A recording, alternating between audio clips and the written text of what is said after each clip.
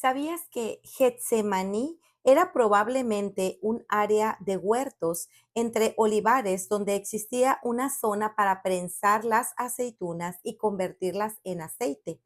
Aunque el sitio tradicional en la actualidad está marcado por la moderna iglesia de todas las naciones, muchos arqueólogos creen que una cueva situada a unos 60 metros, 200 pies al norte de ahí, es probablemente el lugar correcto.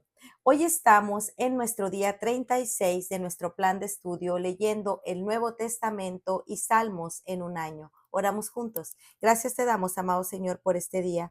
Padre, te pedimos que tu Espíritu Santo nos ayude en esta lectura. Ilumina nuestras mentes, danos sabiduría, Señor. Enséñanos a meditar en tu palabra y transforma nuestras vidas conforme a la misma. En el nombre de tu Hijo amado Jesucristo te lo pedimos y decimos amén.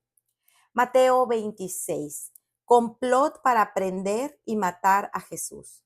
Cuando Jesús terminó todas estas palabras, dijo a sus discípulos: Ustedes saben que dentro de 2 días se celebra la Pascua y el Hijo del Hombre será entregado para ser crucificado. Entonces los principales sacerdotes y los ancianos del pueblo se reunieron en el patio del sumo sacerdote llamado Caifás y con engaño tramaron entre ellos prender y matar a Jesús. Pero decían: no durante la fiesta, para que no haya un tumulto en el pueblo. Jesús ungido en Betania. Estando Jesús en Betania, en casa de Simón el leproso, se acercó a él una mujer con un frasco de alabastro de perfume muy costoso y lo derramó sobre su cabeza cuando estaba sentado a la mesa. Pero al ver esto, los discípulos se indignaron y decían: ¿para qué este desperdicio? Porque este perfume podía haberse vendido a gran precio y el dinero haberse dado a los pobres. Pero Jesús, dándose cuenta, les dijo: ¿por qué molestan a la mujer? Pues buena es la obra que me ha hecho. Porque a los pobres siempre los tendrán con ustedes, pero a mí no siempre me tendrán. Pues al derramar ella este perfume sobre mi cuerpo, lo ha hecho a fin de prepararme para la sepultura. En verdad les digo que donde quiera que este evangelio se predique en el mundo entero, se hablará también de lo que ésta ha hecho en memoria de ella.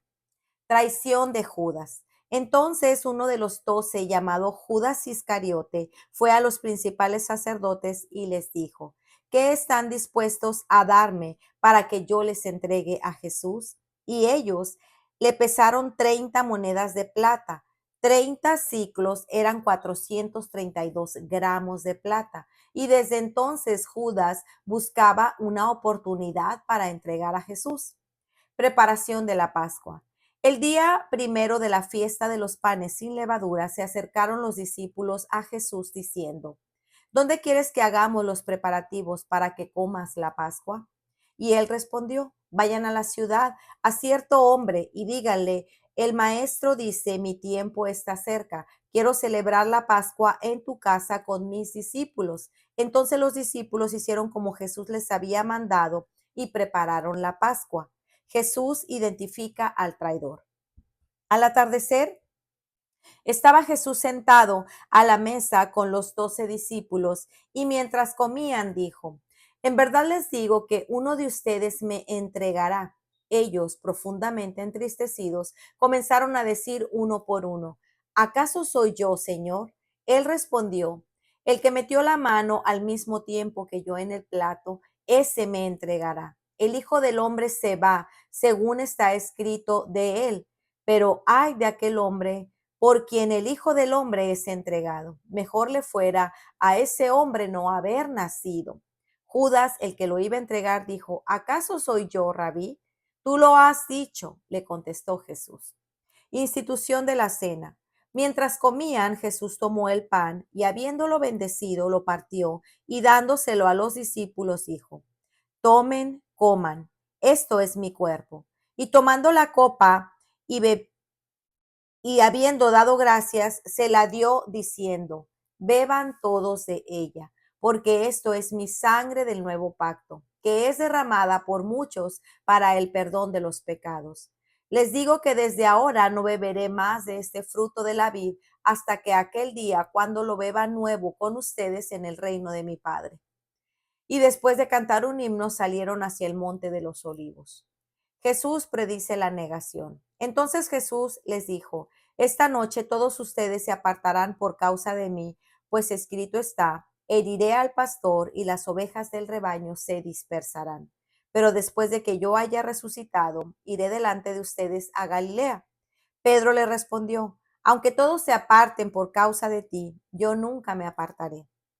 Jesús le dijo, en verdad te digo que esta misma noche, antes que el gallo cante, me negarás 3 veces. Pedro le dijo, aunque tenga que morir junto a ti, jamás te negaré. Todos los discípulos dijeron también lo mismo. Jesús en Getsemaní. Entonces Jesús llegó con ellos a un lugar que se llama Getsemaní y dijo a sus discípulos, siéntense aquí mientras yo voy allá y oro. Y tomando con él a Pedro y a 2 hijos de Zebedeo, comenzó a entristecerse y a angustiarse. Entonces les dijo, mi alma está muy afligida hasta el punto de la muerte. Quédense aquí y velen junto a mí. Y adelantándose un poco, cayó sobre su rostro, orando y diciendo, Padre mío, si es posible que pase de mí esta copa, pero no sea como quiero yo, sino como tú quieras. Entonces vino Jesús a sus discípulos y los halló durmiendo y dijo a Pedro, ¿con que no pudieron velar una hora junto a mí? Velen y oren para que no entren en tentación. El espíritu está dispuesto, pero la carne es débil. Apartándose de nuevo, oró por segunda vez diciendo, Padre mío, si esta copa no puede pasar sin que yo la beba, hágase tu voluntad. Vino otra vez Jesús y los halló durmiendo porque sus ojos estaban cargados de sueño. Dejándolos de nuevo se fue y oró por tercera vez y dijo otra vez las mismas palabras.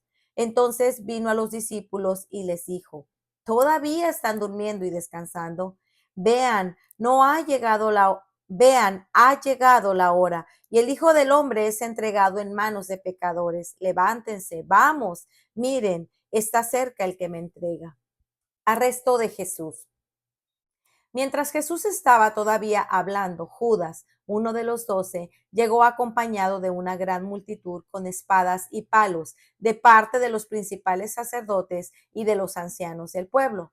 El que lo entregaba les había dado una señal diciendo, al que yo bese, él es, lo pueden prender. Enseguida se acercó a Jesús y dijo, salve, rabí, y lo besó. Amigo, haz lo que viniste a hacer, le dijo Jesús. Entonces ellos se acercaron, echaron mano a Jesús y lo arrestaron. Y uno de los que estaba con Jesús, extendiendo la mano, sacó su espada e hirieron al siervo del sumo sacerdote. Le cortó la oreja. Entonces Jesús le dijo, vuelve tu espada a su sitio, porque todos los que tomen la espada, a espada perecerán. ¿O piensas que no puedo rogar a mi Padre y él pondría a mi disposición ahora mismo más de 12 legiones de ángeles? Pero, ¿cómo se cumplirá entonces las escrituras que dicen que así debe de suceder? En aquel momento Jesús dijo a la muchedumbre, como contra un ladrón han salido con espadas y palos para asegurarse que me arrestaban. Cada día me sentaba en el templo para enseñar y no me prendieron. Pero todo esto ha sucedido para que se cumplan las escrituras de los profetas. Entonces los discípulos lo abandonaron y huyeron. Jesús ante el concilio.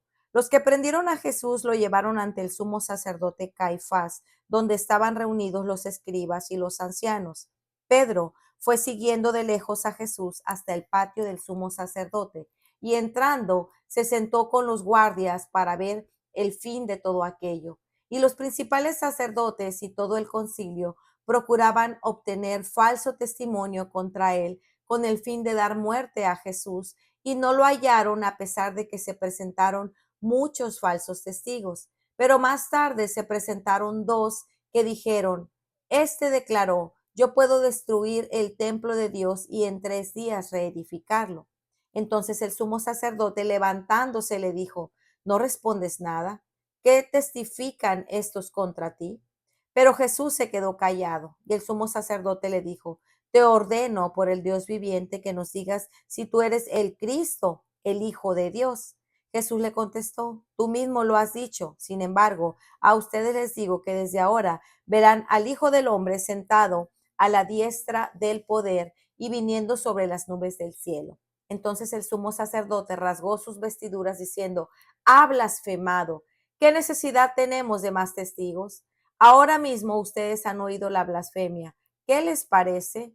Él es digno de muerte, le contestaron. Entonces le escupieron en el rostro y le dieron puñetazos, y otros lo abofeteaban y le decían, adivina, Cristo, ¿quién te ha golpeado? La negación de Pedro. Pedro estaba sentado afuera del patio y una sirvienta se le acercó y le dijo, tú también estabas con Jesús el Galileo. Pero él lo negó delante de todos ellos diciendo, no sé de qué hablas. Cuando salió al portal, lo vio otra sirvienta y dijo, a los que estaban ahí, este estaba con Jesús el Nazareno. Y otra vez se lo negó con juramento. Yo no conozco a ese hombre. Un poco después se acercaron los que estaban ahí y dijeron a Pedro, seguro que tú también eres uno de ellos, porque aún tu manera de hablar te descubre. Entonces él comenzó a maldecir y a jurar, yo no conozco al hombre. Y al instante un gallo cantó. Pedro se acordó de lo que Jesús había dicho, antes de que el gallo cante me negarás 3 veces. Y saliendo afuera, lloró amargamente. Para reflexionar. Mateo 26 marca el inicio de la pasión de Cristo. Jesús está a pocas horas de ser arrestado, juzgado injustamente y crucificado. Este capítulo nos lleva desde la preparación de la Pascua hasta la negación de Pedro, y en él vemos cómo el plan redentor de Dios, anunciado desde siglos antes, se va cumpliendo con precisión. Todo apunta al momento decisivo, el sacrificio del Hijo de Dios para redimir a los pecadores. Anuncio que hiela el alma. Jesús por tercera vez anuncia que será entregado para ser crucificado. Si hubiéramos estado ahí, escuchar esto de su propia boca nos habría estremecido. La cruz era la forma más cruel de muerte en manos de los romanos. Mientras tanto, los líderes religiosos, hombres supuestamente consagrados a Dios, se reunían para conspirar cómo matarlo. ¿Cómo es posible? ¿Por qué no creían en Jesús? ¿No reconocían al Jesús anunciado en las Escrituras? Su religión era externa, vacía, endurecida. Hoy también podemos caer en la religiosidad sin conocer verdaderamente al Salvador. Dios no busca rituales, sino una relación. Nos llama al arrepentimiento y a la fe para restaurar la comunión perdida en el Edén. Y eso solo es posible a través del puente que Cristo tendió con su cruz. La adoración sin reservas de una mujer. En medio de tanta traición y rechazo, un rayo de luz brilla en Betania. Una mujer que Juan identifica como María, la hermana de Lázaro, unge a Jesús con un perfume costoso que no le importó irrumpir en la cena ni las críticas que dieran contra ella. Su acto fue de total entrega, un reconocimiento del valor supremo de Cristo Jesús, que mismo dijo, al derramar ella este perfume sobre mi cuerpo, lo ha hecho a fin de prepararme para la sepultura, reconociendo su muerte como algo inminente. Este fue un acto profético y de adoración sincera. ¿Estás tú dispuesto a derramar tu perfume o lo más valioso que posees como expresión de entrega total a Dios? El contraste de la traición. Judas, uno de los 12, conspira con los principales sacerdotes para entregar a Jesús por unas monedas. Aunque la soberanía, de Dios estaba obrando, pues desde antes de la fundación del mundo había sido determinado que Cristo moriría, Judas es plenamente responsable de su pecado. Mateo nos recuerda este misterio. Dios es soberano, pero el hombre sigue siendo responsable. Como dice Romanos 9:20, ¿quién eres tú, oh hombre, que le contestas a Dios? El nuevo pacto en su sangre. En la celebración de la Pascua, Jesús instituyó la cena del Señor. Tomó el pan y el vino, símbolos que representaban su cuerpo entregado y su sangre derramada por muchos para el perdón de los pecados. La Santa Cena es un acto de memoria, comunión y esperanza. Recordemos el sacrificio y participemos como cuerpo de Cristo y anticipemos su regreso glorioso. ¿Anticipas el regreso de Cristo? ¿Lo anhelas con gozo? La sumisión perfecta en Getsemaní. Después de la cena, Jesús va con sus discípulos al huerto de Getsemaní. Lleva consigo a Pedro, Jacobo y Juan, los mismos del monte de la transfiguración. Ahí, en un momento de profunda agonía, Jesús ora al Padre.